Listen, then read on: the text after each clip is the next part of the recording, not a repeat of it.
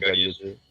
સાથે સાથે આ ઘટના છે માનવ સર્જિત છે, એટલે એમાં કોઈને માફી આપવાનો પ્રશ્ન ઉપસ્થિત થતો નથી. આ ઘટના જયારે અમને ધ્યાન પર આવી ત્યારે અમારા સંસદ સભ્ય શ્રી મનસુખ વસાવા સાહેબ દિલ્હી હતા. અમારા લોકપ્રિય ધારાસભ્ય દર્શનાબેન દેશમુખની સાથે સંકલન કરી, અમારા વહીવટીતંત્ર, કલેક્ટર, એસપી સાથે સંકલન કરી અને તાત્કાલિક ધોરણથી જે ઘટના બની છે એ જે ઘટના જે લોકોએ જે લોકોને બાંધીને જે મૂળ માર માર્યો, આ માનવ સર્જિત છે. જે ઘટના બની એમને પોલીસના હવાલે કરીને જેની વ્યવસ્થા કરવાની જગ્યાએ કાયદો જેમને હાથમાં લીધો અને તાત્કાલિક સજા થાય, એમને કોઈ કાળે છોડવામાં ના આવે એના માટેના તરત આપણા માનનીય મુખ્યમંત્રી શ્રી હર્ષ સંઘવી સાથે પણ સંકલન કરીને અમે તાત્કાલિક આદેશ કર્યા અને આપણે પોલીસ તંત્રે અને અમારા વહીવટીતંત્રે સરસ કામગીરી કરી અને તાત્કાલિક અસરથી આપણા જે લોકોએ કાયદો હાથમાં લીધો એમને ઉપર એફઆઈઆર કરી અને એમને 6 લોકોને જેલના હવાલે આપણે કર્યા છે.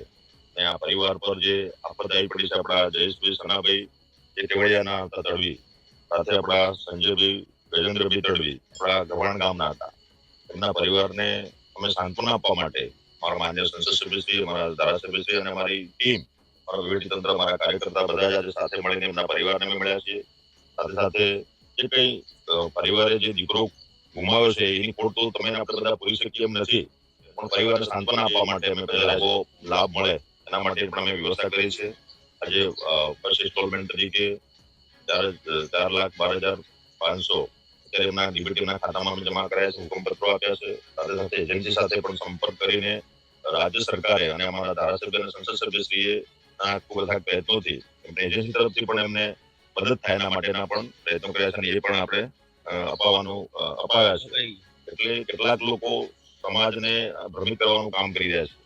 બહારથી કેટલાક લોકો આવીને ખોટો મુદ્દો ઉપસ્થિત કરે છે, એ ના થવો જોઈએ. આજે અહીંયા જે ઘટના બની છે એમાં સરકાર પરિવારો સાથે છે, અમારી પૂરી પાર્ટી એમની સાથે છે, સમાજના લોકો અમારી સાથે અહીંયા એ ઘટનાની નિંદા કરે છે, વખોડી કાઢે છે. પણ કેટલાક લોકો રાજકીય મુદ્દો બનાવીને લોકોને બાનમાં લેવાનો જે પ્રયત્ન કરે છે, સારી બાબત નથી. આજે અહીંયા મુદ્દો પૂરો થાય છે. રાજ્ય સરકારના પ્રતિનિધિ તરીકે હું એમના પરિવારને મળ્યો છું અને જે આવનારા સમયમાં એમની પારિવારિક જે સમસ્યા છે એનું પણ નિદાન કર્યું છે. આટલે કાર્યક્રમ અમારો પૂરો થતો નથી. એ બંને જે પરિવારો છે ઓફલાઈન મકાન પણ થાય એના માટે મેં મારા વિભાગને પણ સૂચના આપી છે.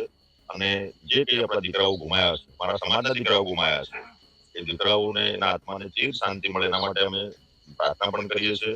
એમના પરિવારો પર જે આકસ્મિક જે આ જે ઘટના બની છે તેને દુઃખ સહન કરવાની શક્તિ ભગવાન પરમાત્માને આપે એવી અમે સંવેદના વ્યક્ત કરી છે.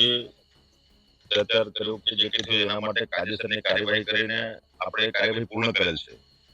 આપને ખબર છે કે એફઆઈઆર કરીને 6 લોકોને જેલના હવાલે આપણે કર્યા છે. ટૂંક સમયમાં ચાર્જશીટ ફ્રેમ કરીશું એમને સજા થશે અને સાથે સાથે પરિવારને જે કઈ દુઃખદ ઘટના બની એના માટે અમે સહયોગી બનવા માટે આજે પધાર્યા છે. એટલે આ મુદ્દો આજે અહીંયા પૂરો થાય છે. પણ રાજકીય પક્ષો જે છે એમને તો આંદોલનકારી પક્ષો આંદોલનકારી જેવી પક્ષો છે. હવે આંદોલન જેવી લોકો છે એમનો કાર્યક્રમ કરતા રહેશે.